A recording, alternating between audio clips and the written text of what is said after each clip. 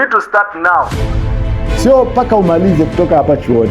Make sure you go with people ambao wanajua. Unajua shida moja ya wanafunzi wengi, wanapenda kuambatana ambao hawana faida ya wao kwa wao. Yaani unakuwa na mtu ambaye hakusaidii. Sasa mimi I wonder kwamba what is that friendship for?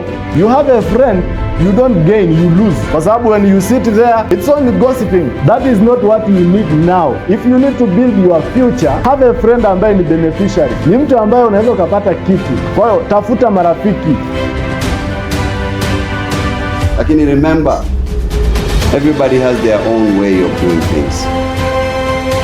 Huyu ana kipaji chake, yule dada pale ana kipaji, na sisi tunataka vyote. Wewe unaweza ukawa unaongea vizuri, lakini you don't think well.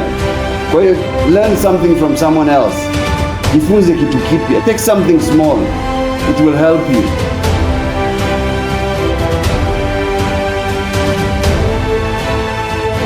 Usimdharau mwanafunzi mwenzako. Never do that mistake.